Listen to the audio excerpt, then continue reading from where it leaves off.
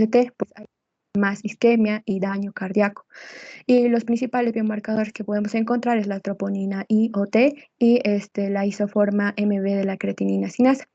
El más importante para el diagnóstico va a ser el primero. ¿Por qué?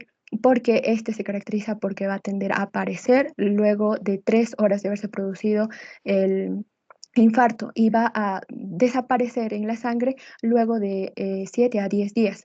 Lo que no va a ocurrir con la creatinina, pues va a aparecer ya más tarde, después de 4 a 8 horas y va a desaparecer más rápido, luego solo de 2 a 3 días. Por eso es que la troponina IOT es conocida como el marcador de necrosis de miocardio. Y eso es todo por mi parte. Gracias.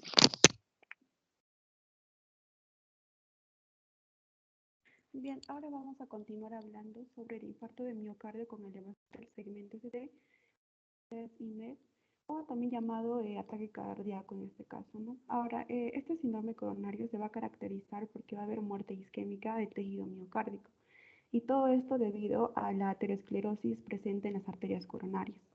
Ahora, el área de infarto va a depender de dos cosas, ¿no? De la arteria coronaria que se encuentra afectada y de la distribución del flujo sanguíneo. Alrededor del 40 al 50%, la arteria que además se ve afectada viene a ser la arteria coronaria izquierda anterior. Bien, ahora entonces hablamos un poco acerca de su fisiopatología. Este síndrome coronario surge como consecuencia de una disminución del flujo sanguíneo de las arterias coronarias luego de que un trombo haya ocluido a una de esas arterias que se encuentra afectada por la arteriosclerosis. O también puede surgir cuando en el sitio de la lesión vascular se forme rápidamente un trombo, y esta lesión puede ser producida o provocada por un factor, en este caso como el tabaquismo, la hipertensión y la acumulación de lípidos. Ahora, en la otra parte de su causa también puede ser ocasionada o puede surgir cuando hay una rotura de la superficie de la placa aterosclerótica, dando como resultado que todo el contenido de la placa se libere hacia lo que es el flujo sanguíneo. Pero entonces, ¿qué es lo que hace a una placa sensible a que pueda sufrir una rotura? Es que la placa, en este caso, en su núcleo tiene mayor cantidad de lípidos, y lo que es su capa fibrosa pues es más fina y es más delgada. Ahora, entonces, cuando sucede esta ruptura de la superficie de la placa aterosclerótica, al inicio va a haber un depósito de lo que es una capa de plaquetas, a lo cual algunos agonistas como la adrenalina o la serotonina van a estimular que se activen los trombocitos, lo cual va a producir y va a liberar tromboxano A2, y esta va a activar a más plaquetas. Al mismo tiempo, estos agonistas lo que van a hacer es estimular también un cambio en la conformación de lo que es el receptor de la glucoproteína 2B3A, y esto va a dar como resultado la agregación plaquetaria. Ahora, esta rotura de la superficie de la placa aterosclerótica va a ocasionar que la cascada de coagulación se active, ya que va a quedar expuesta a lo que es el factor hístico. Este factor hístico se encuentra presente en la célula endotelial lesionada, y esto va a dar como resultado que se activen lo que son los factores 7 y 10, a lo cual va a provocar que haya una conversión de protrombina a trombina y lo que es el fibrinógeno a fibrina. Y esto va a ocasionar, ¿no?, que exista una oclusión arterial completa como consecuencia de la formación del trombo. Ahora, en casos más raros, este síndrome coronario puede también surgir como consecuencia de una oclusión de la arteria coronaria por la formación de un émbolo. Puede darse en este caso por anomalías congénitas, o en este caso por espasmo de la misma arteria, o por trastornos inflamatorios. Ahora, el daño al miocardio va a depender de muchos aspectos. En este caso va a depender del territorio que riega el vaso afectado, va a depender también de que esté presente o no una oclusión total o parcial, de la duración también de la oclusión coronaria, va a depender de la cantidad de sangre que aporten los vasos colaterales al tejido afectado y de la demanda de oxígeno por parte del miocardio. Entonces, ¿cuáles serían las manifestaciones clínicas, ¿no?, para poder reconocer este síndrome coronario? Debemos tener en cuenta que el infarto de miocardio con elevación del segmento ST ocurre de manera súbita, de manera abrupta, o también puede ocurrir como progresión de lo que es la angina inestable o el infarto de miocardio sin elevación del segmento ST. El inicio del dolor es muy intenso, generalmente de ubicación retroesternal, con irradiación hacia el brazo izquierdo, al cuello y lo que es la mandíbula. El dolor es constrictivo y es más prolongado que en la angina inestable o en el infarto de miocardio sin elevación del segmento ST. A menudo el paciente lo va a describir como un dolor aplastante, sofocante, o con términos como siento que algo me aplasta el pecho. A menudo, en este caso, va a requerir tratamiento con narcóticos, ya que el dolor no va a calmar con el reposo ni con la nitroglicerina, que en el caso de lo que es la angina inestable, pues sí calma. Ahora, también puede estar presente molestias gastrointestinales, ¿no? Generalmente con ubicación en el epigastrio, acompañada de náuseas y vómitos. La piel suele encontrarse pálida, fría y húmeda. Podemos encontrar una tos con esputo rosado y espumoso, y lo más frecuente es encontrar también fatiga y debilidad, sobre todo en brazos y piernas. Ahora, una consecuencia muy importante del IMES, que es el infarto de miocardio con elevación del segmento ST, es la muerte súbita, que puede ocurrir en la hora siguiente al inicio de los síntomas. Y casi siempre esto es una complicación del IMES, generalmente a causa de la arritmia ventricular, que te lleva a lo que es la muerte súbita, ¿no? Bien, entonces, ¿cómo podemos diagnosticar a lo que es el infarto de miocardio con elevación del segmento ST? La primera prueba importante que debemos realizar es el EKG, y esta se debe realizar dentro de de los primeros 10 minutos. Y lo que nos va a mostrar esta es una elevación del segmento ST mayor a 1 milímetro en dos o más derivaciones contiguas que van a ir delimitando lo que es el área dañada. Otra manera de diagnosticarlo es medir los marcadores cardíacos, como las enzimas cardíacas, como en este caso estamos viendo la enzima CKMB, o también, por ejemplo, la troponina o la mioglobina. Ahora, algo importante que debemos recordar es que el marcador más sensible y específico en este caso viene a ser la troponina. Estos marcadores cardíacos pueden aparecer en diferentes periodos después de la lesión, ¿no? Y su concentración va a ir, en este caso, va a descender a distintas velocidades.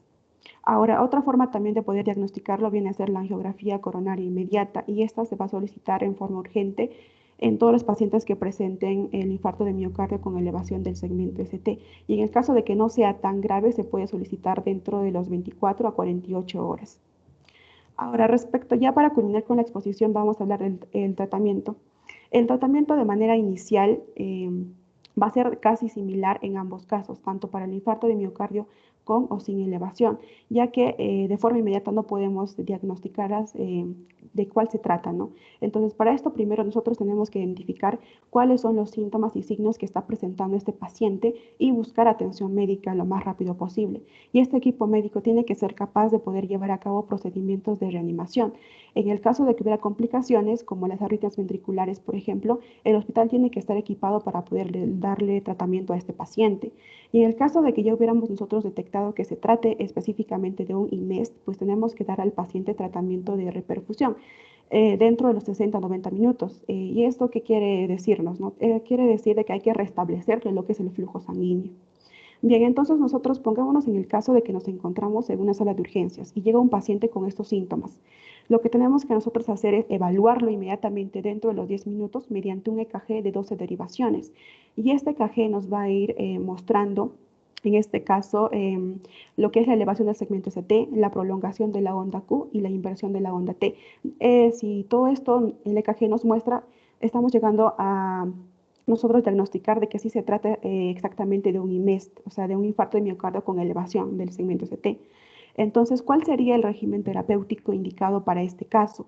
Pues nos menciona el libro de que debemos administrar lo que es oxígeno, ácido acetil salicílico, nitratos, analgésicos, antiplaquetarios, anticoagulantes y betabloqueadores.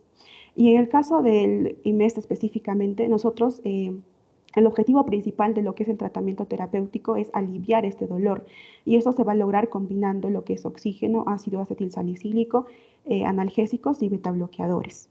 Ahora, como ya lo decía, ¿no? En el caso de que ya se trate de este IMES, pues tenemos que darle al paciente inmediatamente lo que es el tratamiento de reperfusión, es decir, restablecerle el flujo sanguíneo. Bien, entonces ahora vamos a hablar de la administración de oxígeno. ¿Por qué administramos oxígeno? Lo que queremos es elevar la saturación de oxígeno de la hemoglobina principalmente. Y en el caso de que tengamos un paciente con insuficiencia cardíaca grave como consecuencia de este infarto de miocardio con elevación del segmento ST, tenemos que realizarle una intubación endotraqueal con apoyo de lo que es la ventilación mecánica. Nitroglicerina. Nitroglicerina se administra principalmente por su efecto vasodilatador, ya que va a reducir lo que es el retorno venoso, la presión arterial, y de esta forma va a reducir el consumo de oxígeno. Pero principalmente se administra porque tiene la capacidad de aliviar el dolor de origen, en este caso coronario, ¿no? Principalmente al inicio se va a administrar por vía sublingual y ya luego se puede administrar por vía endovenosa. Está contraindicado en pacientes con hipotensión grave porque esto tiene un efecto vasodilatador, es decir, podríamos llevar al paciente hasta un shock. Ahora, analgésicos. El analgésico de elección es la morfina, pero la morfina está indicada si es que el dolor torácico no se alivia con la administración de oxígeno y nitratos. Generalmente se va a administrar por vía endovenosa ya que tiene un inicio de acción muy rápido y porque esta no va a elevar la concentración de las enzimas miocárdicas. Bloqueadores beta-adrenérgicos. Estos, pues como su nombre lo dice, van a bloquear las funciones del sistema simpático, ¿no? Ya que al disminuir la frecuencia cardíaca y la contractibilidad cardíaca y también la presión arterial, estos van a disminuir lo que es la demanda de oxígeno por parte del miocardio. Asimismo, lo que hacen también es disminuir las complicaciones del IMES, es decir, van a disminuir las arritmias ventriculares, ya que estas ponen en peligro la vida del paciente. Está contraindicado en una IMES causado por consumo de cocaína. Y ya para finalizar, ácido acetil salicílico y inhibidores de la enzima convertidora de angiotensina. En el caso del ácido acetil salicílico, este es el antiplaquetario de elección, ya que previene lo que es la agregación plaquetaria porque inhibe lo que es la síntesis de la prostaglandina o el tromboxano A2, ¿no? Que como lo expliqué, lo que hace es estimular más la síntesis de plaquetas. Como tiene un efecto irreversible, el efecto en la función plaquetaria va a durar durante aproximadamente de 8 a 10 días. Y esto está contraindicado en pacientes que tienen hipersensibilidad o que presenten intolerancia gastrointestinal. Y como alternativa a este fármaco se le puede administrar al paciente clopidogrel, pero este, a diferencia del ácido acetilsalicílico, no tiene un efecto en la síntesis de prostaglandinas. En el caso de los inhibidores de la ECA, lo que hacen es aumentar el gasto cardíaco y el volumen por latido, y esto va a dar como consecuencia que disminuya lo que es la resistencia vascular sistémica y la presión capilar pulmonar. Se administra por vía oral en bajas dosis que luego se van a ir aumentando de manera constante hasta llegar a una dosis completa. Y algo importante es de que el consumo prolongado va a ayudar a prevenir lo que son los episodios isquémicos recurrentes. Y eso sería todo. Gracias.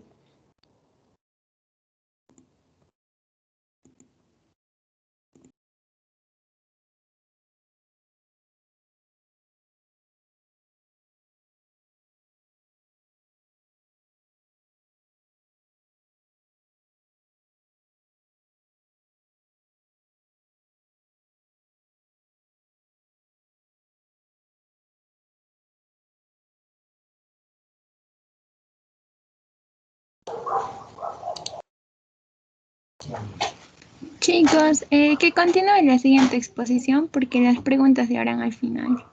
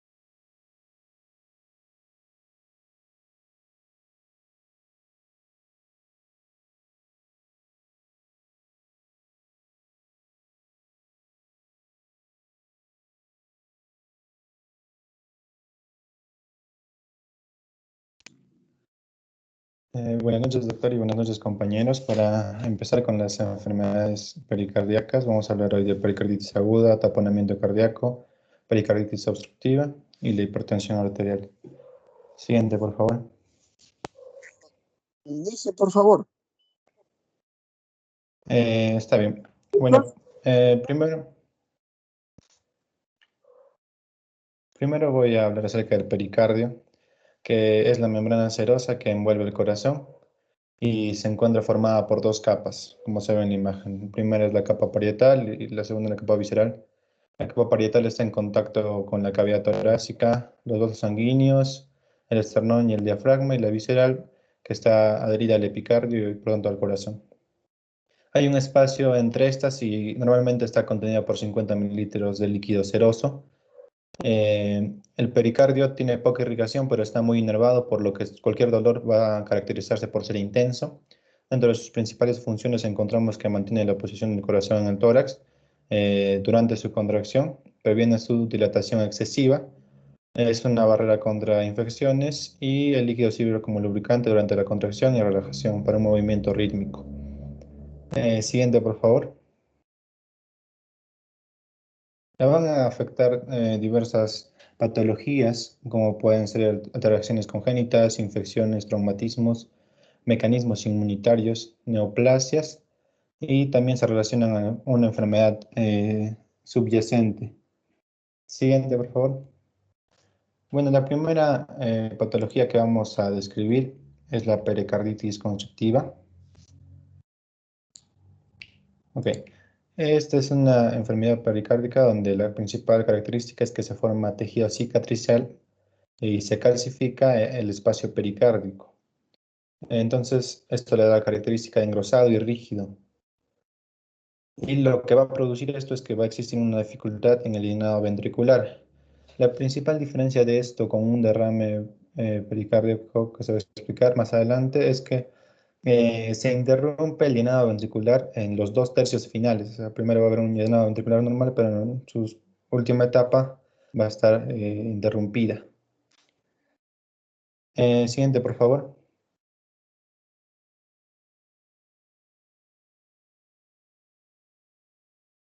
La mayoría de casos son idiopáticos y dentro de las etiologías más comunes está la inflamación prolongada por infección, puede ser viral, micobacterial o fúngica, inflamación por radiación mediastínica, entre otras, cirugía cardíaca, neoplasias, traumas, medicamentos y asbestosis. El proceso por el cual se produce esta pericarditis es, explicándolo por la inflamación prolongada, es que mediante el proceso de reparación del tejido, cuando se debe más que todo al factor transformante beta, cuando produce el depósito de colágeno y por lo tanto la formación de tejido cicatrizante y probable agregación del calcio, por lo cual se clasificarían. Siguiente, por favor. Dentro de las vamos a observar un aumento del por la pérdida de presión intratorácica. ¿Cómo vamos a ver reflejado esto? Por una dilatación yugular, como se ve en la imagen inferior, que es conocida como el signo de Kussmaul, que es la dilatación de la vena yugular en inspiración, consecuencia de que la aurícula izquierda no soporte el aumento del retorno venoso. Aparte de eso, también vamos a ver un edema marcado a nivel sistémico, como en la sarca, y como se ve en la imagen, ascitis. También podemos encontrar disnea de esfuerzo y fatiga. Otro signo es que la presión diastólica se va a incrementar y puede generar insuficiencia cardíaca a largo plazo. Cuando hablamos del knock pericárdico, hablamos que se puede escuchar un sonido alto en el llenado ventricular, que es el sonido de la detención de este llenado, ¿no? De la interrupción del llenado. Otra característica es que se van a igualar las presiones telediastólicas en las 4 cámaras cardíacas, por lo que va a haber, como dijimos, un riesgo de insuficiencia cardíaca a largo plazo. Siguiente, por favor. Las pruebas diagnósticas para detectarla. En el EKG vamos a ver que no hay signos patognomónicos, hay un cambio en el segmento T, puede haber también fibrilación auricular y unas ondas P melladas, como se ve en el gráfico en algunos casos, pero no son signos característicos. En la radiología, el 25% puede haber una calcificación marcada, una calcificación difusa entre un ligero espacio pericárdico. Y la tomografía computarizada es la que revela este engrosamiento circunferencial en la parte de arriba. Si ven, hay un espacio. La radiografía indica que es de 5,25, pero lo normal sería de 2 milímetros. Cuando aumenta esto, se indica la pericarditis congestiva. El tratamiento sería la pericardiotomía, como tratamiento definitivo, que es la resección del pericardio anterior entre los nervios frénicos, liberando las cavidades cardíacas y también los orificios de las arterias y las venas. Eso sería todo por mi parte. Gracias. Ya, doctor, buenas noches. Presidiendo lo que es la exposición, voy a exponer lo que es la pericarditis aguda. La pericarditis aguda es un síndrome clínico provocado por inflamación del pericardio.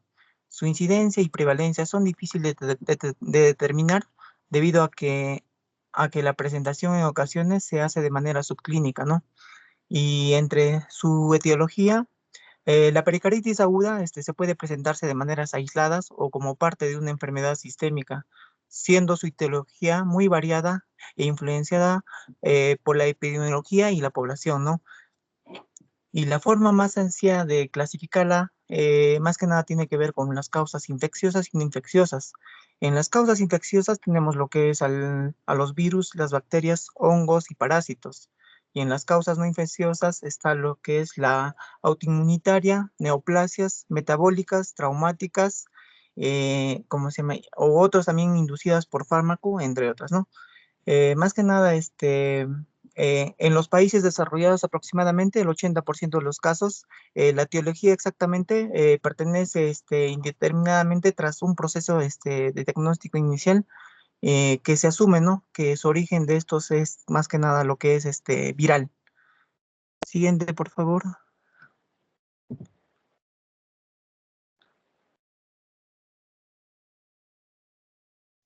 Ya, en lo que es la sintomatología, tenemos lo que es el dolor torácico, que es típicamente agudo, ¿no? A nivel del retroesternal y el hemitórax izquierdo, de características pleuríticas.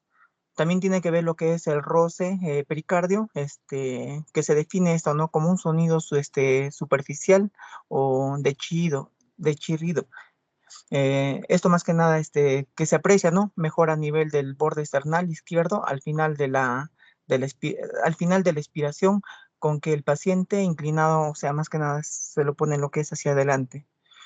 También lo que es en los cambios electrocardiográficos. En esto más que nada tiene lo que es hasta el 60% de los casos, y esto es la forma de la nueva elevación generalizada del segmento ST o la depresión del PR en la fase aguda, ¿no?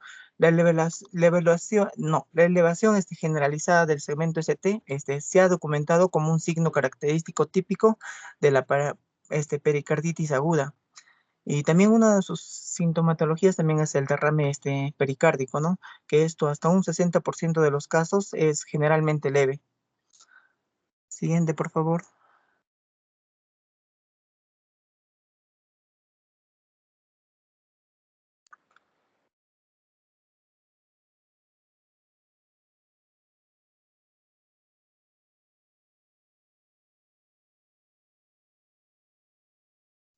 Ya, en cuanto al diagnóstico, hay muchos pruebas, ¿no? que se le tiene que hacer. Uno de ellos es el electrocardiograma. Esto más que nada va a ver las alteraciones siguientes en las 4 fases, ¿no? Aunque actualmente gracias al tratamiento no suelen avanzar más allá de la primera. También tenemos lo que es la radiografía de tórax, que varía desde la normalidad hasta la silueta cardíaca, más que nada conocido como en botella de agua, que se supone más de 200 mililitros de líquidos pericárdicos. Esto puede revelar alteraciones pulmonares o mediastínicas asociadas. También las pruebas analíticas que debemos solicitar complementaria, ¿no? Que incluya marcadores inflamatorios y de lesiones miocárdicas, junto a hormonas tiroideas y enzimas hepáticas. También tenemos lo que es la ecocardiografía, que es la prueba de imagen en primera línea, ¿no? Para el diagnóstico de la enfermedad. También tenemos lo que es el TAC, o también conocido como tomografía computarizada, ¿no? Esto indica en los casos de duda diagnóstica de la pericarditis aguda complicadas, que es una técnica complementaria, ¿no? A la ecocardiografía, y esto es más que nada, es muy precisa para visualizar los tejidos calcificados y además permite obtener un excelente detalle anatómico del corazón y el pericardio. También la resonancia magnética nuclear, que puede ser utilizado en casos de que el ecocardiograma no sea concluyente en cuanto a la evaluación. También está la pericardiocentesis, que es un procedimiento, ¿no? En el cual se emplea una aguja para extraer el líquido del saco pericárdico. Y esto permite realizar análisis microbiológicos y citológicos del líquido para clasificación etiopatogénica, que incluye el PCR para el diagnóstico así de la tuberculosis. Siguiente, por favor. Ya, no, ahí todo. También tenemos lo que es la medicina nuclear. En casos seleccionados, la tomografía por emisión de positrones o solo preferiblemente en la combinación del TC, puede indicar para averiguar la actividad metabólica de las enfermedades pericárdicas. En cuanto a su tratamiento, primeramente, o sea, como recomendación no farmacológica, se le manda lo que es a un reposo relativo, ¿no? Y también hay lo que es analgésicos como la aspirina o el ibuprofeno, que también son utilizados. También la colchicina, esto más que nada es en las evidencias del estudio realizado en los últimos años, que sugiere que el uso de acciones de los IANES, desde el primer episodio de pericarditis, mejora los síntomas y reduce las recurrencias y es bien tolerada. También los corticoides, que se deben evitar como primera línea del tratamiento, dado que su utilización se ha asociado a una tasa de mayor recurrencias y por su dependencia farmacológica. Eso sería todo por mi parte, doctor. Gracias. Ya. Buenas noches con todos los presentes. Continuando con la exposición, voy a pasar a hablar sobre el derrame pericárdico. ¿Qué entendemos por derrame pericárdico? Va a ser básicamente la acumulación anormal de líquido a nivel de la cavidad pericárdica. Recordemos, como ya se mencionó antes, que la cantidad de líquido pericárdico fisiológico es un promedio de 15 a 50 mililitros. Cuando se superan esta cantidad es cuando vamos a comenzar vamos a poder denominarlo como un derrame pericárdico. Pero este derrame pericárdico no va a tener mucha importancia clínica o no va a tener muchas manifestaciones clínicas cuando supera levemente esta cantidad. Pero lo que sí va a depender van a ser de tres factores principales, que van a ser la cantidad de líquido que se va acumulando, la velocidad con la que esta se acumula, ya que no es lo mismo si se acumula en horas o menos de días, a que se vaya acumulando este líquido en promedio de semanas.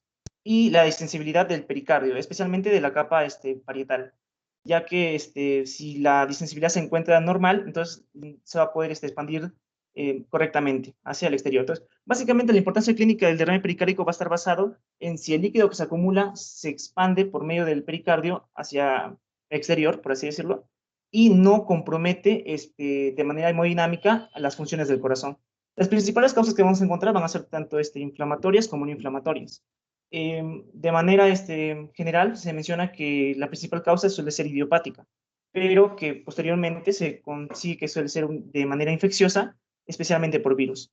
Dentro de los inflamatorios tenemos infecciones infecciosas por síndromes de lesiones cardíacas, por reacciones autoinmunes, como en el caso del lupus eritematoso y la hepatitis reumatoide, por pericarditis urémica y por hipersensibilidad a fármacos. Dentro de las causas no inflamatorias tenemos enfermedades neoplásicas, por alteraciones metabólicas, traumatismos y la reducción del drenaje linfático.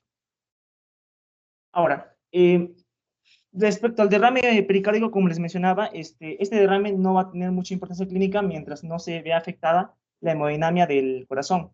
Entonces, básicamente, la importancia de van a ser respecto a las causas que está ocasionando que se genere este derrame y respecto a que se complique y genere un taponamiento cardíaco. Entonces, comenzamos con lo que es el taponamiento cardíaco. El taponamiento cardíaco va a ser definido como un cuadro fisiopatológico derivado de un derrame pericárdico, en el cual va a existir un compromiso hemodinámico del llenado de las cavidades ventriculares. Esta se va a dividir en tres tipos: agudo, subagudo y crónico. Como les mencionaba antes, en el caso del agudo va a ser un llenado en una cuestión de horas. Este va a ser el que tiene mayor importancia clínica, porque es el que va a generar mayores complicaciones, incluso puede llevar a la muerte. En el caso del subagudo va a ser un rango intermedio, y el crónico va a ser aquel que va a estar, se va a llenar la cavidad pericárdica en un promedio de semanas, incluso meses. ¿Cómo se da más o menos este detalle? Lo que vamos a ver es que va a haber un aumento de la presión pericárdica. Entonces, el corazón, la capa que va a rodear el corazón va a incrementar su presión. Y este va a llevar a que las cavidades derechas no lleguen a expandirse correctamente al momento de la diástole. Y por eso no va a haber una correcta precarga. Y posteriormente no, va a haber una alteración de la poscarga. Entonces, lo que va a provocar van a ser dos afecciones, por así decirlo. Primero, la sangre que llega. La sangre que llega, que va a ser por medio del retorno venoso, por medio de las venas yugulares. Cuando lleguen a esta parte, como el ventrículo derecho no va a poder dilatarse correctamente, no va a poder llenarse correctamente, la sangre se va a mantener ahí y va a seguir llegando, lo que se va a conocer como un aumento de la presión venosa central. Y de igual forma se va a dar con la sangre que sale, ya que como el llenado no va a ser correcto, la sangre, el llenado del ventrículo izquierdo tampoco va a poder ser completamente. Y por eso la salida de sangre va a ser mucho menor. Se traduce como una disminución del gasto cardíaco y posteriormente una disminución de la presión arterial. Como podemos ver en el gráfico de la derecha, por ejemplo, en el cuadro A observamos cómo se da normalmente el flujo de la sangre por medio del corazón. En el gráfico B podemos ver cómo cambia a causa de la inspiración. ¿Qué va a provocar este cambio en la inspiración? Que al llenarse el ventrículo derecho va a generar una cierta presión hacia el ventrículo izquierdo, lo que se conoce como efecto de Bernheim, o también conocido como interdependencia ventricular, en el cual básicamente va a consistir en que el llenado diastólico del ventrículo derecho va a afectar al llenado del ventrículo izquierdo. Esto no suele generar gran cambio en una situación normal. Pero ¿qué sucede cuando se da el taponamiento pericárdico? Va a haber presión hacia las cavidades. Y el llenado del ventrículo derecho va a seguir ejerciendo una presión hacia el ventrículo izquierdo. Pero el ventrículo izquierdo no solo va a recibir la presión del ventrículo derecho, también va a recibir la presión que ejerce el líquido intrapericárdico. Y es por eso que el llenado va a ser mucho, mucho menor en el ventrículo izquierdo. Y va a ser uno de los efectos, sus efectos más directos va a ser lo que se conoce como un pulso paradójico, en el cual se va a poder detectar los sonidos cardíacos, pero al momento de poder detectarlo a nivel de las extremidades no se va a llegar a detectar correctamente, como si hubiera desaparecido. Por eso tiene ese nombre de pulso paradójico. Ya, entonces, dentro del taponamiento cardíaco, lo que se suele mencionar en la clínica es tres aspectos principales, los que se conoce como la tríada de Beck, en el cual tenemos la ingurgitación yugular, que se va a deber, como les mencionaba, que la sangre que va a retornar no va a poder pasar correctamente, porque las cavidades derechas van a estar muy disminuidas, no van a poder tener un correcto llenado, y se van a almacenar ahí, a nivel de la vena. Otro va a ser la disminución de los ruidos cardíacos, o sea, van a ser unos ruidos, sonidos del corazón disminuidos o sofocados. Esto más básicamente a causa del líquido que está alrededor del corazón. Y el otro va a ser la hipotensión, que se va a deber a que el llenado del ventrículo izquierdo no va a ser correcto y el gasto cardíaco va a ser mucho menor. Ya, como les mencionaba, el pulso paradójico se va a considerar pulso paradójico cuando la disminución de la presión va a ser mayor a 10 milímetros de mercurio. Y esto se va a dar más que nada en la fase de la inspiración. ¿Por qué en la fase de la inspiración? Básicamente porque, a ver, les hago recordar, en la inspiración el volumen torácico aumenta. Y básicamente la inspiración se basa en que el aire ingresa a los pulmones para que pueda oxigenarse la sangre. Entonces, si lo correlacionamos, quiere decir que va a haber un mayor retorno venoso hacia el lado derecho del corazón. ¿Para qué? Para que pueda expulsar mayor cantidad de sangre hacia los pulmones. para que los pulmones puedan oxigenar una mayor cantidad de sangre. Es por eso que este pulso paradójico se va a dar mayormente en la fase de la inspiración, ya que es ahí donde va a haber la mayor complicación. Y respecto al diagnóstico, vamos a encontrar por excelencia, el diagnóstico por excelencia va a ser el ecocardiograma, ya que nos va a permitir observar los cambios hemodinámicos que van a darse a nivel del corazón, incluso para poder detectar posibles colapsos de ciertas cavidades. Respecto a la radiografía de tórax, también nos va a permitir, pero esta pierde cierto grado de importancia porque no se va a dar en los tres tipos. Más que nada se va a ver en el tipo subagudo y en el tipo crónico, ya que en estos el volumen aumentado de la cavidad intrapericárdica va a ser mucho más aceptable. Es por eso que vamos a encontrar en la radiografía un signo conocido como corazón en silueta de tienda de campaña o en silueta de cantimplora. Y esto usualmente se observa de manera casual, o sea, no en la búsqueda. Tal vez se hizo una radiografía para poder detectar otra enfermedad, otro signo clínico, y curiosamente se encontró esta estructura, ya que, como les recordaba, el derrame pericárdico, cuando se da de manera lenta, no va a provocar gran manifestación clínica, ya que el líquido va a expandirse hacia el exterior, o sea, se va a expandir, se va a distendar el pericardio, y no va a afectar la hemodinamia del corazón. Otro método de diagnóstico va a ser el electrocardiograma. ¿Qué vamos a encontrar aquí? Lo más significativo va a ser la alternancia eléctrica, en el cual vamos a ver un complejo QRS mayor, luego uno menor, luego uno mayor y luego uno menor. Este es básicamente lo que vamos a encontrar en el electrocardiograma. Y respecto al tratamiento, va a depender de la condición del paciente, ya que el paciente puede estar hemodinámicamente estable o hemodinámicamente inestable. Si está estable, lo que se recomienda es una sueroterapia. ¿Para qué? Para poder aumentar líquido y evitar que las cavidades derechas lleguen a colapsarse. Entonces, más que nada para esto es. Pero si es que ya tenemos compromisos mayores, o sea, ya es inestable el paciente, lo que se recomienda de preferencia es la pericardiocentesis, que ya explicó mi compañero anteriormente. Pero, ¿qué pasa si esta pericardiocentesis no es suficiente o llega a haber recidivas? Entonces se opta por hacer uso de la ventana pericárdica, la cual va a permitir que este líquido fluya hacia los niveles pleurales. Y eso sería todo por mi parte. Gracias.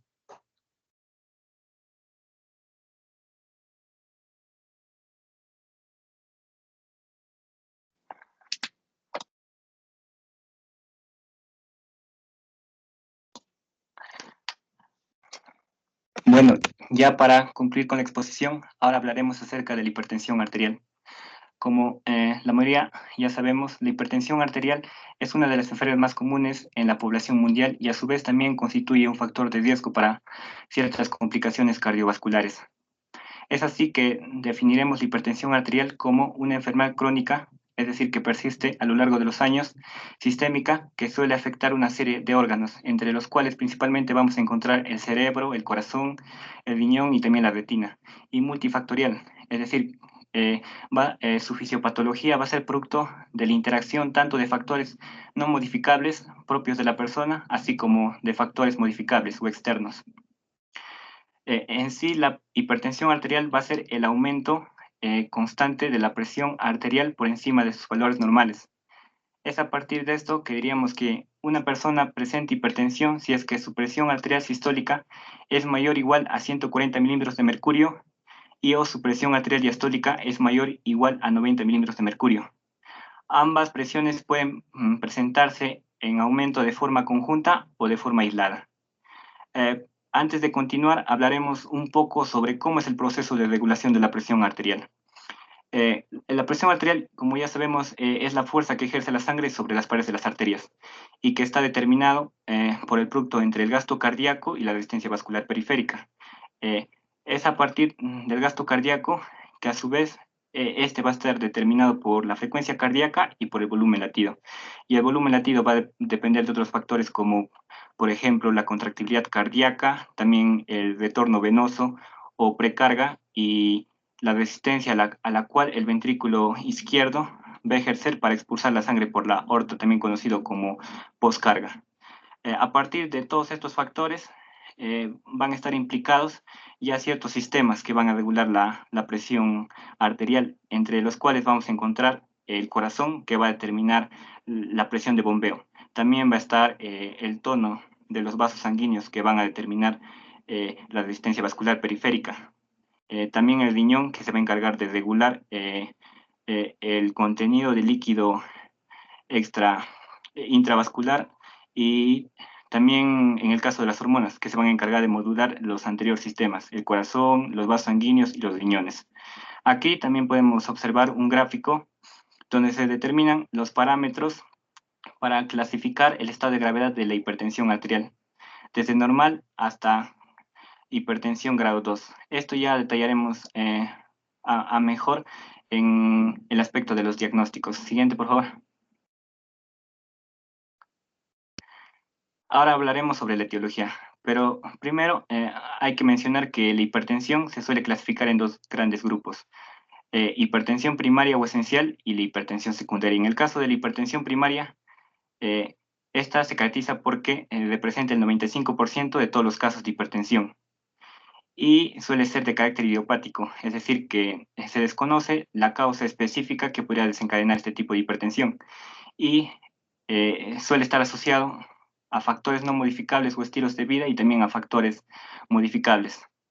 En cuanto a los factores de riesgo no modificables, vamos a encontrar primero la edad, en la cual va a haber una mayor predisposición en adultos que en niños, e incluso mayor va a ser en adultos mayores debido al proceso de envejecimiento, dando como ejemplo ciertas pérdidas de las funciones, en el caso de los vasos, que van a perder su elasticidad y con el paso del tiempo se van a tornar rígidos, y esto va a conllevar al aumento de la resistencia vascular periférica y por ende también de la presión arterial. Y otro también es que va a contribuir también al aumento de la morbilidad cardiovascular al desarrollar otras enfermedades cardiovasculares como cardiopatía isquémica. Otro factor sería también el sexo y la etnia. En el caso de la etnia, va a haber una mayor predisposición en personas afroamericanas o procedentes de África o Medio Oriente. Esto es debido a sus factores genéticos, que van a producir en estas personas afroamericanas una mayor prevalencia, ya sea a la obesidad o mayor prevalencia a la sensibilidad de sal. Y en cuanto al sexo, la prevalencia va a ser mayor en hombres que en mujeres. Otro sería también los antecedentes familiares y genéticos, donde aquellas personas que presentan un historial familiar de hipertensión arterial van a presentar un 50% más de riesgo de padecer de hipertensión primaria. Y también se ha señalado que el síndrome metabólico también está relacionado con este tipo de hipertensión, debido a que ambos van a compartir una vía común genética, es decir, los genes van a predisponer tanto síndrome metabólico como hipertensión primaria. Siguiente, por favor. Ya ahora hablando sobre los factores de riesgo modificables, vamos a encontrar primero a los factores de la dieta, entre los cuales vamos a encontrar el consumo de sal, ya sea de forma excesiva o en personas sensibles a estos. Este consumo de sal lo que va a hacer es un aumento en la retención de grandes cantidades de líquido en el organismo, que va a hacer que aumente el flujo sanguíneo, y eso va a implicar también el aumento del volumen latido y así también de la hipertensión. Y otro también va a ser el consumo de grasas y colesterol. En este caso va a estar relacionado más con la formación de placas ateroscleróticas, que van a condicionar a un aumento de la resistencia vascular periférica. Otro factor sería la dislipidemia, asociada mayormente con aterosclerosis, en la cual va a haber aumento de las concentraciones de colesterol, triglicéridos y lipoproteínas de baja densidad, y disminución de lipoproteínas de alta densidad, que van a condicionar a la hipertensión.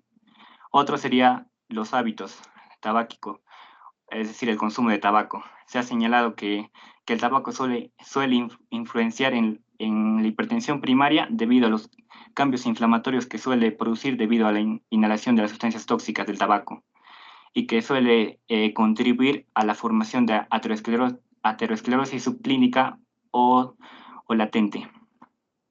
Otro ya muy conocido es el acondicionamiento físico, es decir, la persona que realiza constantemente ejercicio físico y que tenga una buena alimentación saludable, va a tener, como es lógico, una menor predisposición a la hipertensión arterial. Por el contrario, aquellas personas sedentarias o que tienen mala alimentación van a presentar una mayor predisposición. Otro también sería el consumo de alcohol. En este caso sería el consumo excesivo de alcohol, que va a aumentar el riesgo de hipertensión y va a ser más frecuente en varones. Pero si el consumo es moderado, este no va a afectar mucho al desarrollo de hipertensión y más bien va a actuar como un mecanismo protector contra enfermedades cardiovasculares. Por eso hay que tener bien en cuenta eso. Debe ser el consumo excesivo de alcohol. Otro factor sería la obesidad. Aquí se relacionaría más con un aumento en el índice de la cintura-cadera, que suele determinar la obesidad central. La obesidad lo que va a hacer va a aumentar la hipertensión. Otro también va a ser la hormona lectina que va a derivar del tejido adiposo. Esta hormona lectina, además de regular el apetito, va a contribuir a aumentar el sistema nervioso simpático. Y como sabemos, el sistema nervioso simpático aumenta la frecuencia cardíaca. Y por último, también va a actuar una apnea obstructiva del sueño. El apnea obstructiva del sueño va a ser el sueño interrumpido. Es decir, existe cierta relación entre el ritmo circadiano y la presión arterial. Si es que hay una alteración o cese o interrupción de este ritmo circadiano, lo que va a hacer va a provocar una caída o va a provocar más bien un aumento de la presión arterial por la caída de este ritmo circadiano. El siguiente sería en el caso de la etiología de la hipertensión secundaria. Aquí esta hipertensión secundaria suele representar el 5% de los casos y su causa suele ser debido a una enfermedad subyacente. Entre las principales vamos a encontrar la hipertensión renal, el feocromocitoma, la coartación de la aorta, las afecciones córtico-suprarrenales y también el uso inadecuado de anticonceptivos. La prevalencia de esta hipertensión secundaria va a ser entre menores de 30 años y mayores de 50 años. Y también otras causas posibles van a ser también sustancias como la cocaína, anfetaminas, regaliz o también el consumo de fármacos simpatomiméticos que van a contribuir al aumento de la presión. Siguiente, por favor. Ahora, entre las posibles causas, como ya mencioné, se encuentra la hipertensión renal, que suele estar presente en el 1 al 2% de las personas con hipertensión secundaria. En el caso de la hipertensión renal, lo que va a producir va a ser pérdida de la orina, lo que va a hacer que se acumulen grandes cantidades de líquidos en el organismo, lo que va a producir la hipertensión. Otro tipo de hipertensión también va a ser la hipertensión renovascular. En esta hipertensión va a haber una disminución del flujo sanguíneo renal. Eso va a provocar que se active como forma compensatoria el sistema adenina-angiotensina-aldosterona. Y esta sustancia aldosterona va a provocar vasoconstricción, lo que a su vez va a aumentar la presión arterial. Entre los tipos de hipertensión renovascular vamos a encontrar la aterosclerosis de la arteria renal por estenosis y también la displasia fibromuscular. Otro sería las afectaciones corticosuprarrenales. En cuanto al aumento de la secreción de las hormonas corticosuprarrenales, que van a producir el aumento de la retención renal de sal y agua. Aquí vamos a encontrar dos tipos principales de alteraciones corticosuprarrenales. El hiperaldosteronismo primario, que prácticamente es causado por una hiperplasia o adenoma de la médula suprarrenal, y también el síndrome de Cushing, que va a ser debido al exceso de la secreción de hormonas corticoides. Otro factor otra causa sería el feocromocitoma. Este es un tumor del tejido cromafín que contiene células nerviosas simpáticas teñidas de cromo, es decir, tejido formado por células neuroendocrinas, conocidas como células cromafines o feocromocitos. Esto lo que va a hacer producir una liberación excesiva de catecolaminas, sea adrenalina o noradrenalina, que lo que va a hacer va a producir la vasoconstricción y también la hipertensión secundaria. Y estas células cromafines se suelen encontrar tanto en la médula suprarrenal como en los ganglios simpáticos.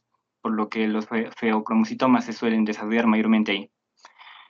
Otra enfermedad que puede estar asociada también es la coartación de la aorta. Esta es una alteración congénita en la cual va a haber un estrechamiento del callado de la aorta.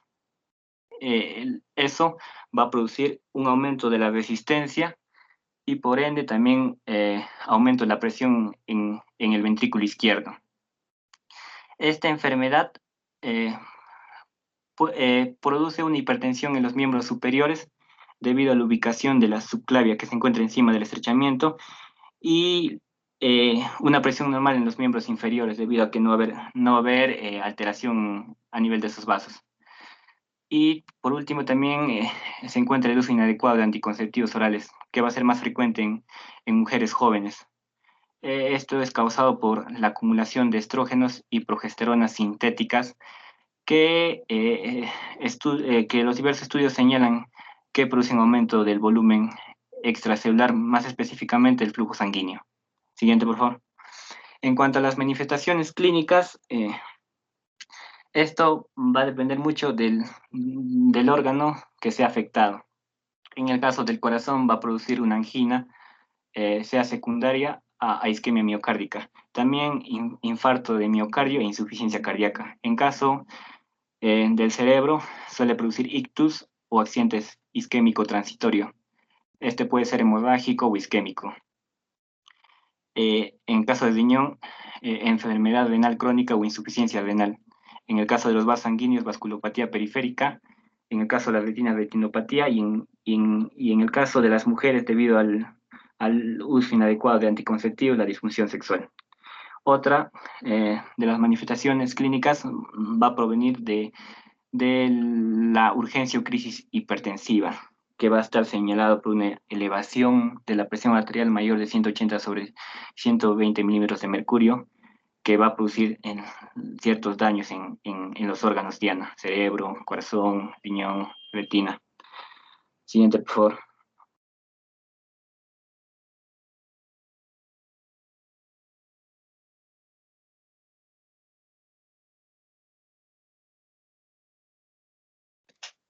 Ahora sobre la fisiopatología, lo voy a resumir ya que se habló en el caso de la etiología con los factores modificables y no modificables. Por ejemplo, en el caso de la fisiopatología en la hipertensión primaria, esta, como ya señalé, va a depender mucho de las interacciones entre los factores modificables, ambientales y también de los factores no modificables, sea predisposición genética. Por ejemplo, tenemos el aporte excesivo de sodio, la sal, y también asociado con los factores genéticos. Esto va a hacer que se produzca el aumento de la retención de agua en el organismo, es decir, el aumento del volumen extracelular. Esto, por un lado, va a producir el aumento del gasto cardíaco y también este consumo excesivo de sal, por otro lado, va a activar el sistema de angiotensina-aldosterona que va a producir vasoconstricción. Tanto esa vasoconstricción va a producir un aumento de la resistencia vascular periférica y junto con el aumento del gasto cardíaco es lo que va a producir la hipertensión primaria o esencial. Siguiente, por favor.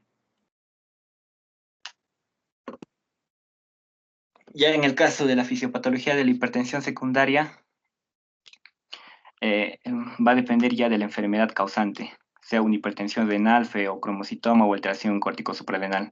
Aquí, por ejemplo, tenemos a la hipertensión vasculorenal. Como posible causa va a haber una estenosis de la arteria renal y esa estenosis es lo que va a producir la disminución del flujo glomerular, flujo sanguíneo. Y como mecanismo compensatorio va a tener que haber una mayor secreción de adenina por activación del sistema de angiotensina-aldosterona y por otro lado también va a tener que haber una mayor absorción de sodio para que haya un aumento de volemia y también vasoconstricción. Siguiente, por favor.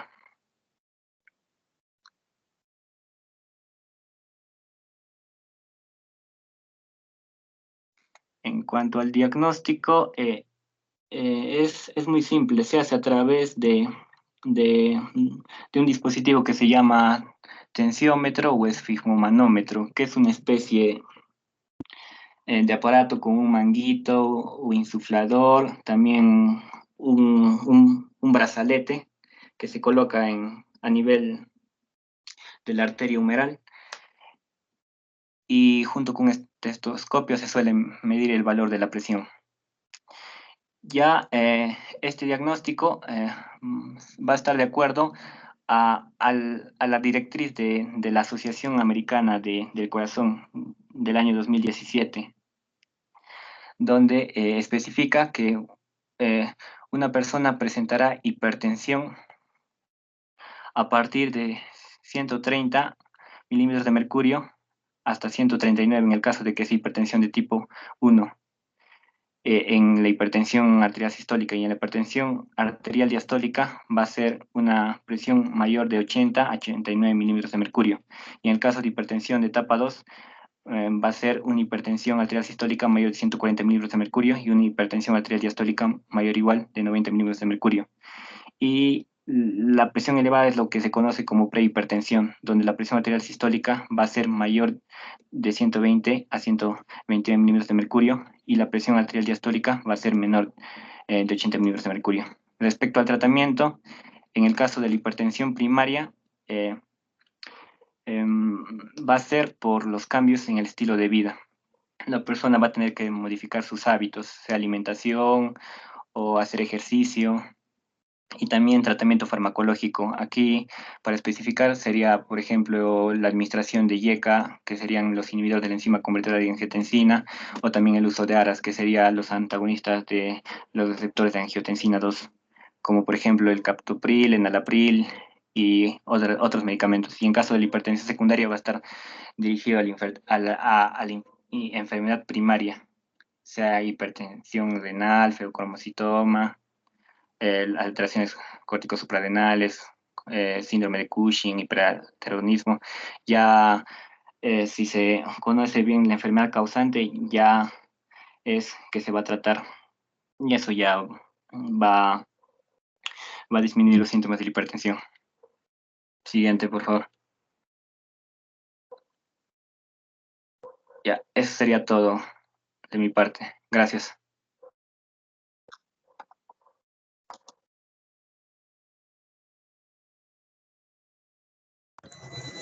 Disculpen, ¿eso es toda la exposición, jóvenes? Sí, doctor, ya expusieron los dos grupos. Ya, por favor, empezamos la ronda de preguntas.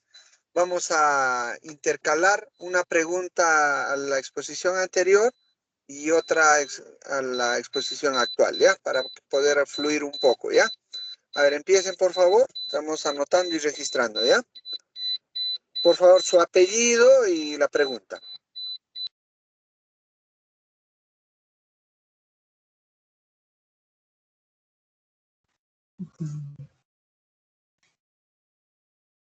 Buenas noches, doctor.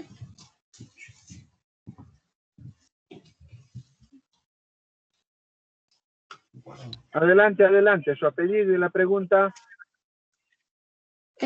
Soy Candelario y la pregunta para el primer grupo sería, aparte de la acumulación de lípidos, ¿la causa de aterosclerosis se puede dar por acumulación bacteriana? Sí, se ha visto casos en donde se ha encontrado colonización de bacterias en las placas ateroscleróticas. Una de ellas era la Chlamydophila pneumoniae, si no mal no me equivoco, que bueno, generalmente está asociado a infecciones respiratorias, pero también se ha encontrado en las placas ateroscleróticas. Pero no se ha demostrado que sea un agente causal exactamente. Y también se han encontrado otros microorganismos, pero no se ha demostrado exactamente que son agentes causales.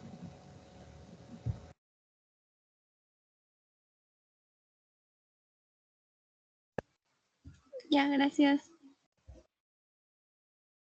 Una pregunta muy interesante. Me hace recordar en el periodo de preparación del Estado médico, hicieron una pregunta muy parecida.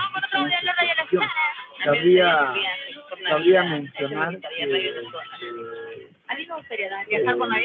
los pacientes que están usando antibióticos o usan antibióticos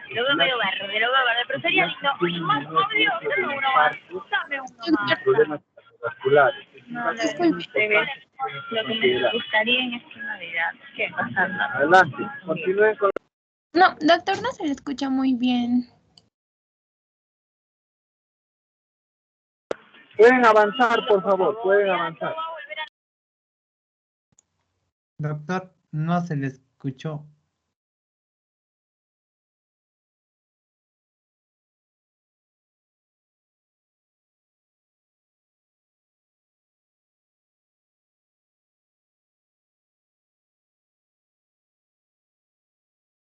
Jóvenes, por favor, continúen con la exposición.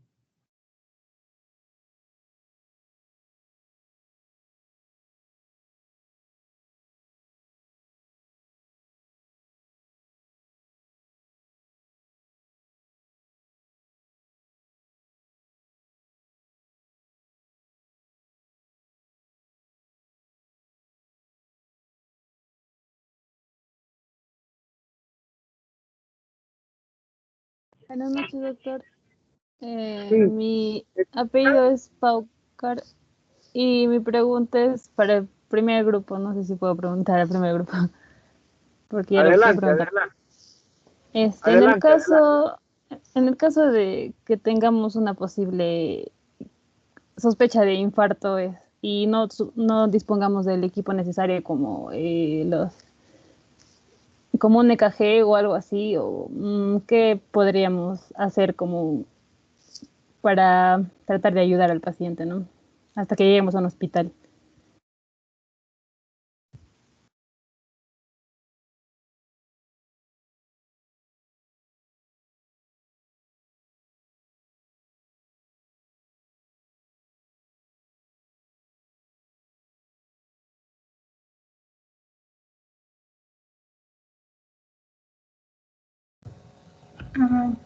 Bueno, podría ser basarnos en las manifestaciones clínicas que presenten, ¿no?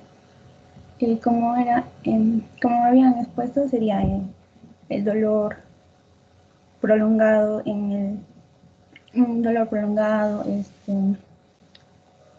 pues, sudoraciones y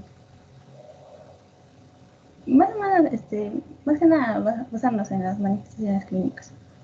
Incluso se puede determinar si es, bueno, no determinar, pero más o menos está relacionado, si es un dolor más leve, podría ser sin elevación de segmento ST. Entonces, si es un dolor más profundo, pues es más, ya tendríamos la sospecha que es con elevación de segmento ST.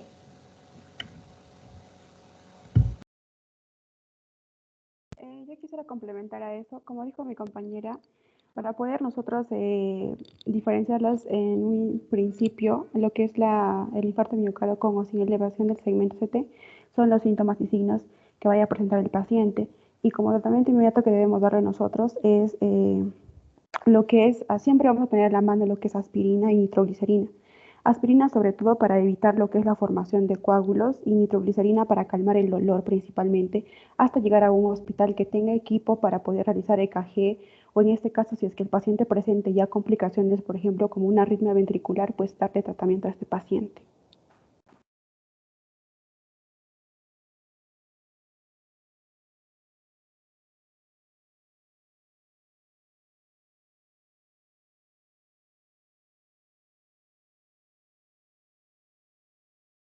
Aló, jóvenes, ¿me escuchan? Sí, doctor. Ahora sí. Ya. Bien. Como les mencionaba en la pregunta anterior, cuando hablábamos del uso de si en las placas ateromatosas se vinculan también a vegetaciones bacterianas y se pueden correlacionar enfermedades cardiovasculares, claro que sí. Por eso hay unos hermosos trabajos de investigación que muestran que los pacientes que consumen antibiótico profilaxis por cualquier otro motivo o antibióticos por algún problema específico tienen menor riesgo de infarto a diferencia de los pacientes que no lo hacen, ¿no? Obviamente son antibióticos de amplio espectro, por ejemplo, Cipro, con Cipro han hecho estudios, y con demás antibióticos realmente, ¿no? Entonces uno ve que estos pacientes tienen menor riesgo cardiovascular. Eso es lo que infiere que todas estas placas ateromatosas también es probable en su cuadro inflamatorio también se contaminen con bacterias, ¿no? Ahora, en el cuadro clínico, ¿qué debo hacer yo en un paciente que estoy sospechando un infarto? Si es que no tengo a la mano la ayuda diagnóstica, definitivamente, ya lo mencionó la colega, es la clínica, ¿no? La clínica manda, ¿no?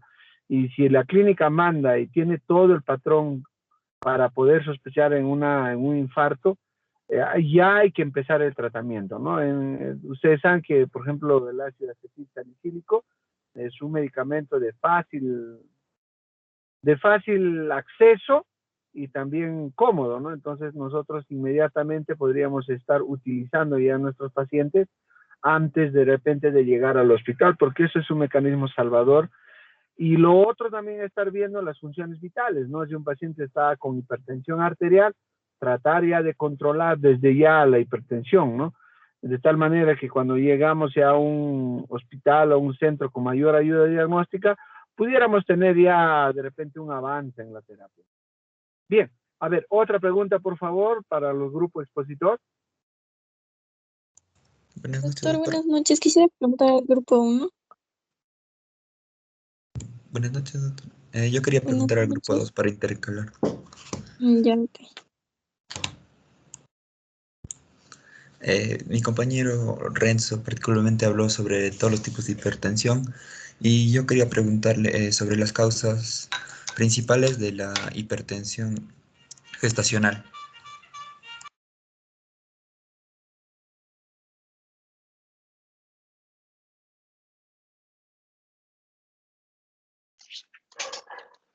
Bueno, en el caso de la hipertensión en embarazadas, la causa principal es la preeclampsia.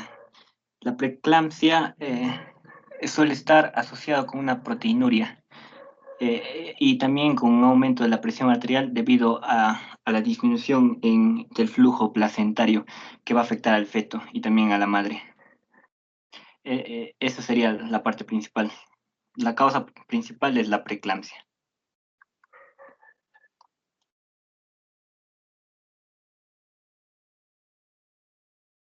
Bueno, hablar como una causa de preeclampsia, más bien es un síndrome diagnóstico.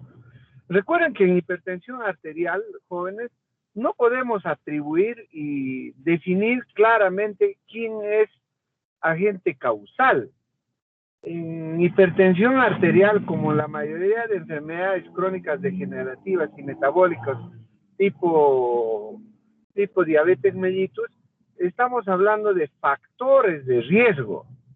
Y dentro de los factores de riesgo y de los síndromes, en este caso, de hipertensión inducida en el embarazo, justamente uno de los síndromes es la preeclampsia. No es causante, jóvenes, es dentro de un contexto clínico, es la presentación de la hipertensión en unos pacientes, sobre todo con la gestación. Claramente no se tiene definido cuál es el mecanismo fisiopatológico para que se da tal evento. Hasta ahora solamente se tienen hipótesis, y bueno, hasta donde yo conozco, pues no, desde ya son años que no sé nada de gestantes en mis abuelas, ¿no? Pero no se tiene solamente hipótesis, pero que te puedan definir claramente cuál es la causa, no existe, ¿ya? Bien, a ver, otra pregunta, por favor. Buenas noches, Doctor, doctor. el grupo 1. Le quiero hacer una pregunta al grupo 2. ¿Está bien, doctor? Adelante. Ya. También quería hacerle la pregunta a mi compañero Renzo que estaba hablando acerca de la hipertensión arterial. ¿Qué significa la hipertensión en bata blanca y la hipertensión enmascarada?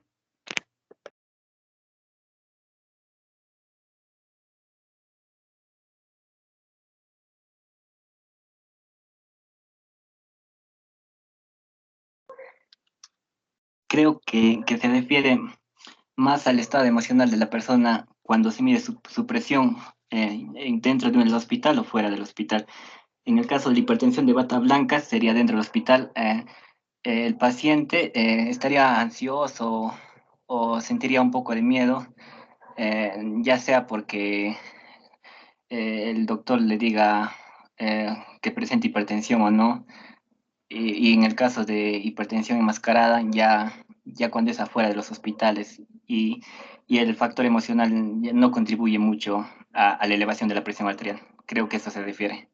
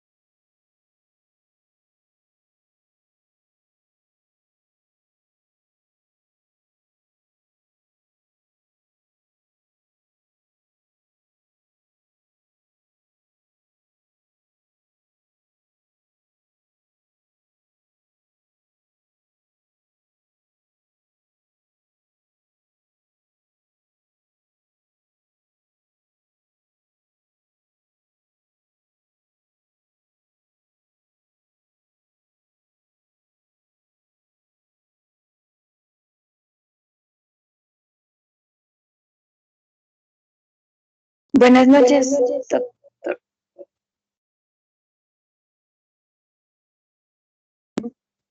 ¿Puedo hacer una pregunta o ya terminó la clase?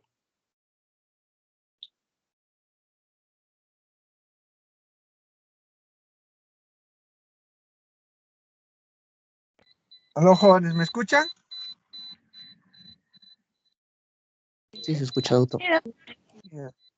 A ver, ¿tienen más preguntas, por favor? Sí, doctor, ¿puedo hacer una pregunta? A ver, adelante, adelante. El Su copidrogel, apellido y su participación, por favor. ya, Rojas Miliano, una pregunta. El copidrogel que mencionaron, ¿cuál sería su mecanismo de acción? Doctor, disculpe, ¿yo puedo responder?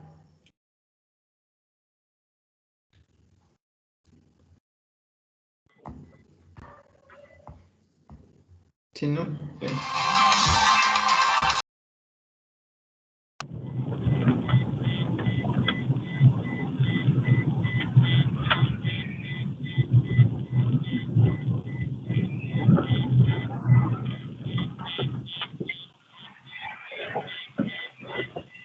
doctor, ¿me escucha?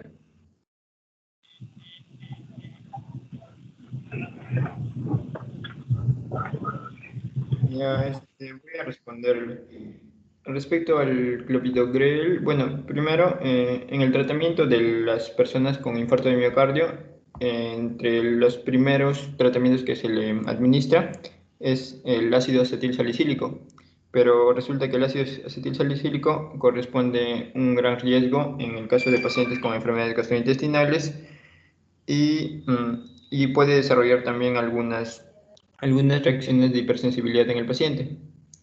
Es por ello que se le administra a los pacientes con estos problemas el clopidogrel, porque este actúa de frente, bueno, de manera directa a nivel de las plaquetas, inhibiendo su agregación y es más específico de la agregación plaquetaria y no causa estos problemas gastrointestinales ni reacciones de hipersensibilidad.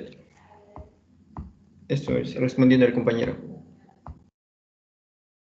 Bien, lo otro también que tenemos que valorar para escoger qué tipo de medicamento vamos a usar, mucho depende de la tolerabilidad a los medicamentos. No es solamente qué medicamento es mejor o fisiopatológicamente encaja mejor. Mucho depende de la tolerabilidad de los pacientes. Y muy bien también lo has mencionado en el aspecto de que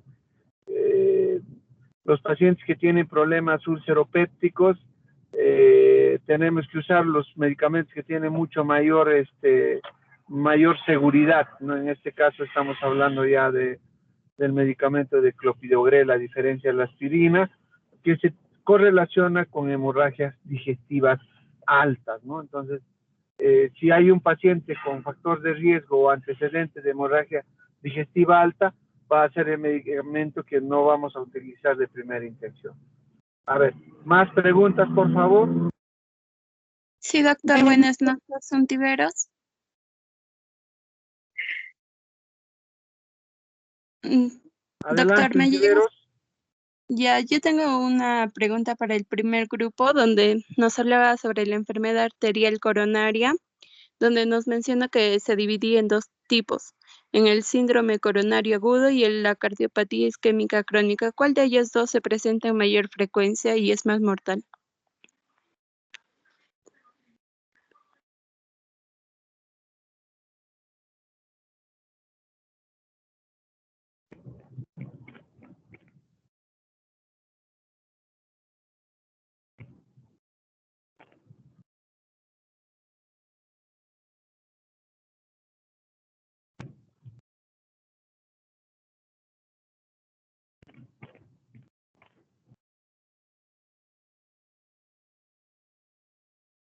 Los expositores no tienen que contestar nada.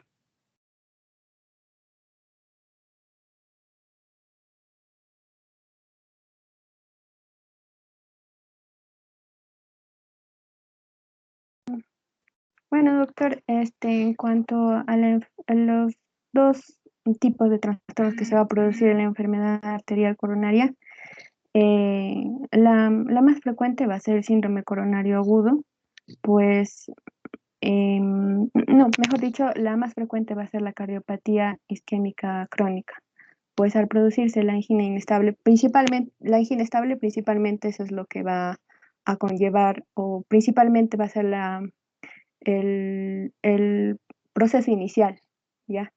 Y los demás ya se van a dar como complicación. Se va a dar ya lo que es el infarto de miocardio. Principalmente es la cardiopatía isquémica, del cual se va a originar todo.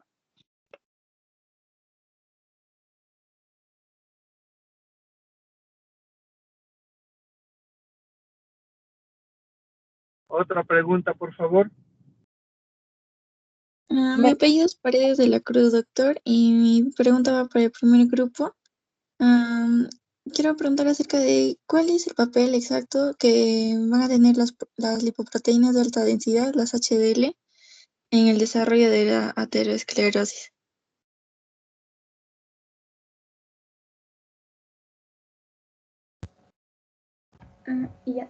Para el desarrollo de la aterosclerosis principalmente se va a dar por la acumulación de las LDL. En el caso de las HDL, estas van a transportar el colesterol a través de las células periféricas hacia el hígado y en aquí se va a metabolizar, por lo que las HDL van a ayudar al control del colesterol en los tejidos. Y entonces, por eso se dice que un tratamiento para combatir la aterosclerosis sería aumentar la HDL. Pero no se ha demostrado exactamente cuán eficiente sea esto. Y además se dice que también la HDL tiene como que propiedades antiinflamatorias y anticoagulantes, y esto podría ayudar contra la aterosclerosis.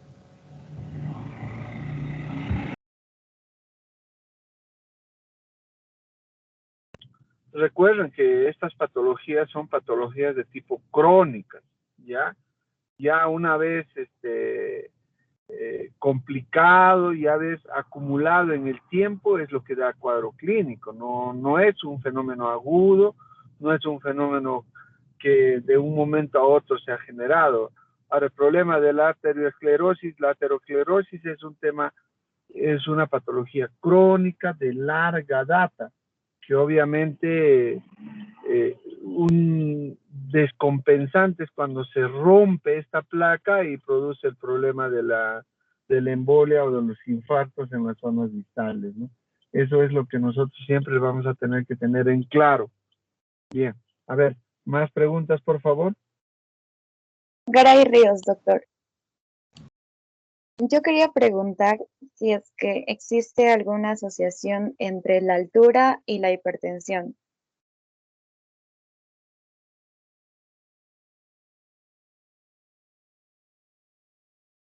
A ver, nuestro expositor de hipertensión.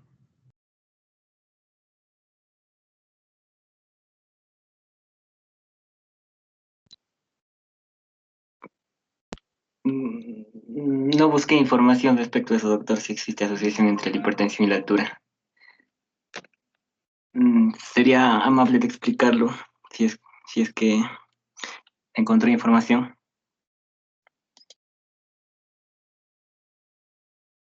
A ver, vamos a rebotarle la pregunta a nuestra amiga que ha hecho la pregunta, por favor. Preguntaba eso, doctor, porque conozco a una persona que se le diagnosticó hipertensión aquí en Huancayo y le refirieron a Lima. Le dijeron que iba a mejorar su condición.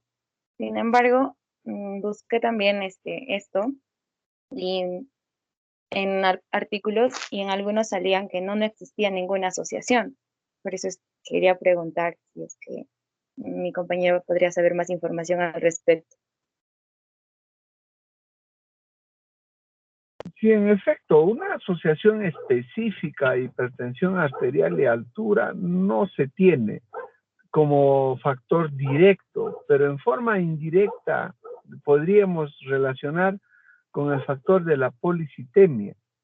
Hay que entender que los pacientes o las personas que viven a altura, sobre todo en Cerro de Pasco, por ejemplo, por fenómeno fisiológico generan una poliglobulia.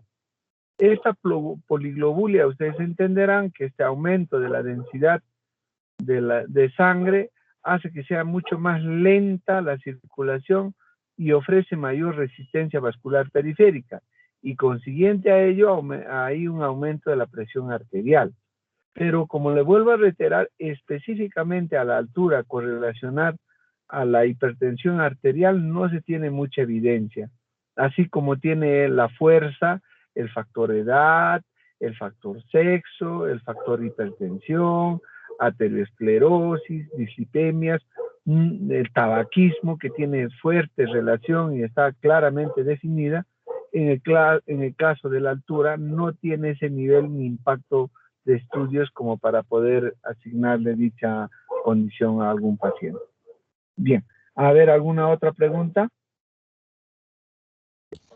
Doctor, yo tengo una pregunta. Mi apellido es Mendoza. Mi pregunta es, ¿por qué cuando una oclusión ocurre de manera lenta, o sea, la velocidad de manera lenta, hay menos riesgo de padecer un infarto al miocardio?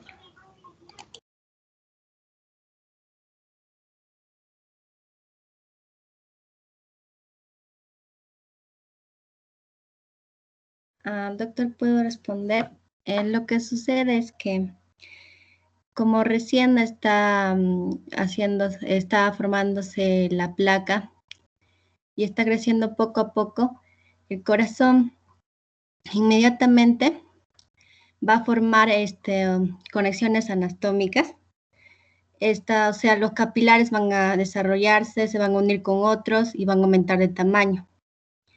De esta manera va a poder hacer llegar sangre hacia la zona isquémica que ha sido afectada por esta parcial oclusión, ¿no? Por eso es que la circulación colateral vendría a ser una de las razones del por qué la enfermedad arterial coronaria no produce síntomas hasta que esté muy avanzada. Espero haber contestado tu pregunta.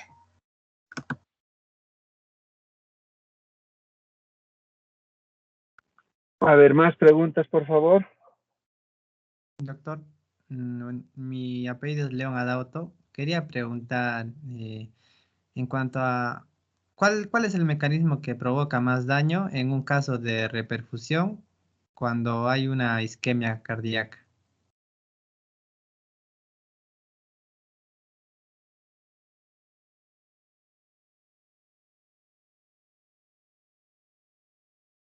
O sea, en un caso de isquemia cardíaca, se realiza una reperfusión y esta reperfusión, ¿cuál sería el mecanismo de la reperfusión que va a causar daños en el miocardio? Así.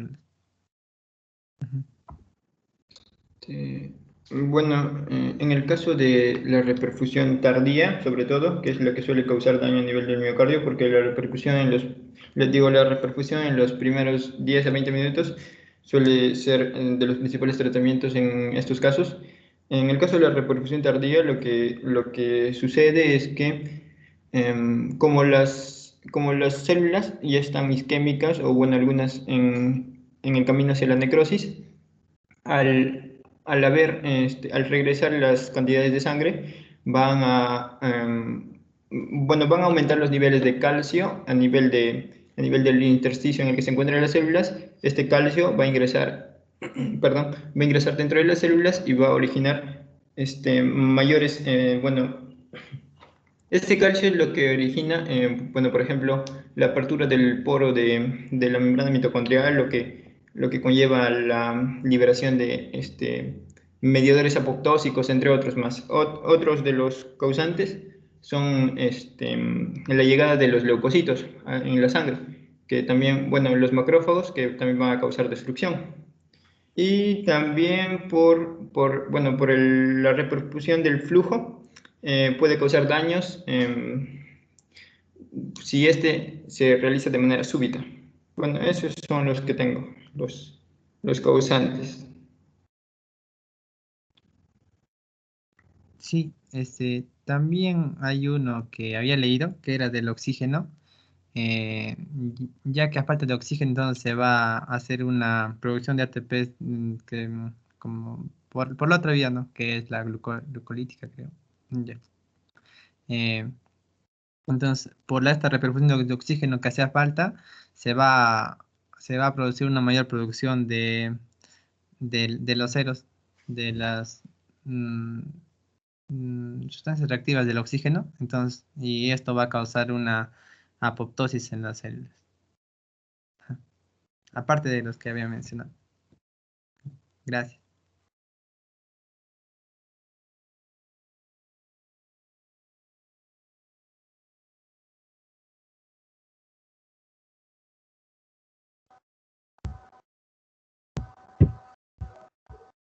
¿Alguna participación más, por favor? Yo quería hacer una pregunta. Aló. Aló. Yo quería hacer una pregunta sobre qué diferencia, o sea, cómo podríamos diferenciar de un dolor pericárdico y un dolor debido al infarto de miocardio.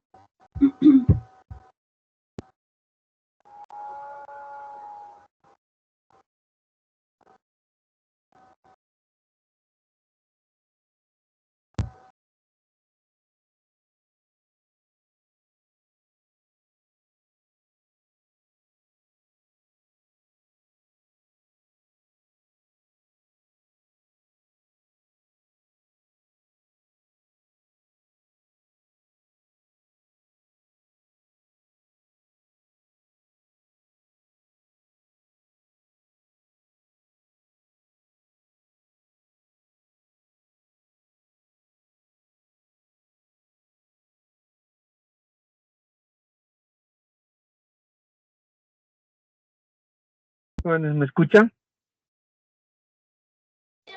Sí, doctor. Ya, a ver, ¿alguna participación más, jóvenes, para dar por concluido la reunión de hoy? Doctor, yo hice una pregunta de antes, no sé si se me ha escuchado. Sí, por favor, puede preguntar. Bueno, mi pregunta era de que, o sea, ¿cómo podríamos diferenciar de un dolor pericárdico y un dolor que es debido a un infarto de miocardio?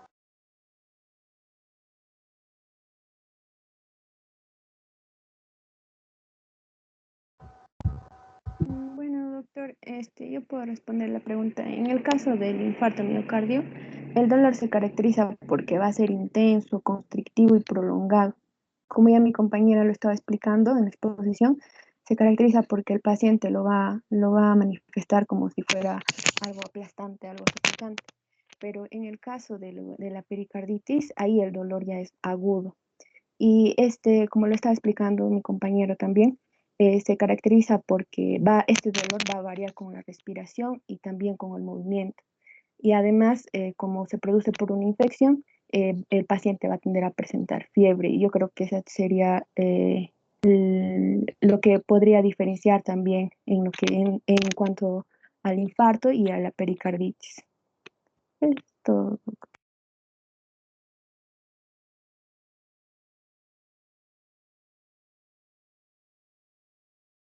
Bien, ¿alguna participación más?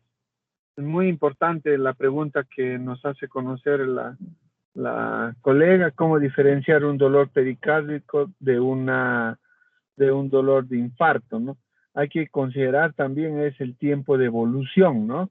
Normalmente los infartos son un dolor agudo, de característica rápida y que no cede fácilmente, ¿no? En cambio, ahora el otro dolor hay que entender que tiene su periodo de instalación un poco más larga y también hay que ver también con los otros signos asociados, ¿no? Dificultad respiratoria, de repente edemas en miembros inferiores, o sea, todo el contexto clínico que nos pueda ayudar a diferenciarlo, ¿no? Que a diferencia de un infarto agudo del miocardio, es pues los factores de riesgo que tiene, ¿no? A ver, ¿alguna participación más, por favor?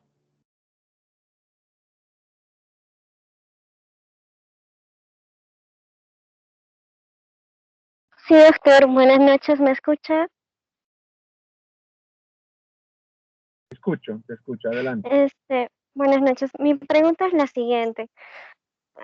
Para el primer grupo que expuso cardiopatía isquémica, yo estuve leyendo y un tratamiento bastante común son las estatinas para pacientes con hipercolesterolemia que tienen mayor riesgo de sufrir esta patología. Entonces, mi pregunta era la siguiente: ¿cuál es la función o de qué forma fisiológicamente las estatinas ayudan o ayudarían a prevenir la patología isquémica causada por una hipercolesterolemia?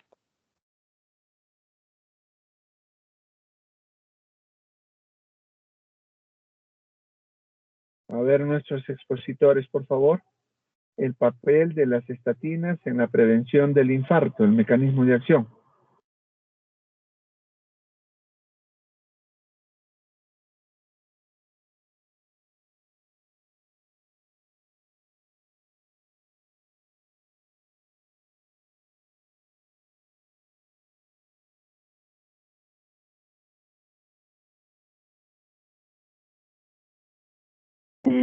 Doctor, en cuanto a la pregunta de mi compañera, el papel de las estatinas principalmente, va a ser un fármaco que va a tratar de reducir lo que son las concentraciones de colesterol en la sangre y como ya sabemos, en el caso de la aterosclerosis, la presencia de mayor cantidad de colesterol en la sangre va a generar la placa.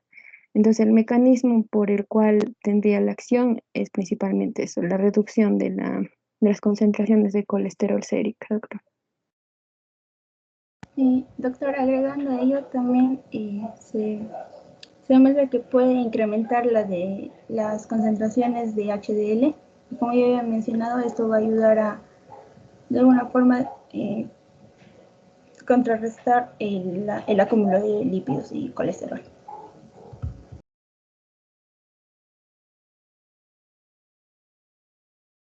Bien, ¿alguna participación más del grupo respecto a esta pregunta? Porque miren, es una pregunta tan sencilla, pero que revierte varias formas de poderlo explicar, ¿no? A ver, ¿alguien más, por favor?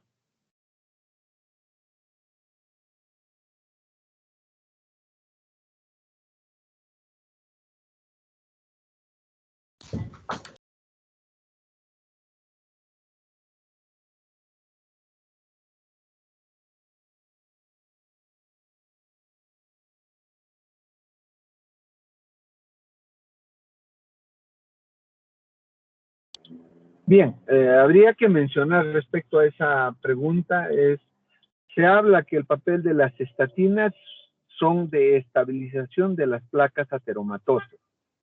Se ha visto que los pacientes que utilizan en forma crónica y en forma aguda las estatinas reducen las características y las estructuras de estas ateromas, ¿no? Pero también tienen que entender es en largo periodo, o sea, en realidad, cuando nosotros damos tratamiento tanto para el infarto cardíaco como también para el stroke, no necesariamente es para que esa aspirina, ese clopidogrel o esta estatina va a diluir el coágulo, no es la función.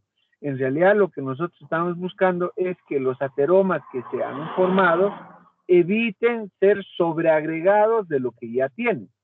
Es decir, que vamos a reducir el riesgo de nuevos infartos o postergar más en el tiempo esos nuevos infartos. Entonces, eso hay que tenerlo bastante claro como para poder, actuar, ¿ya?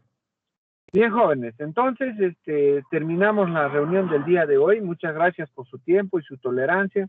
He tenido varios problemas técnicos el día de hoy. Espero que la siguiente no las tenga, ¿ya? Jóvenes, muchas gracias, buenas noches y felicitaciones a los dos grupos de exposición. Gracias. Hasta luego, doctor.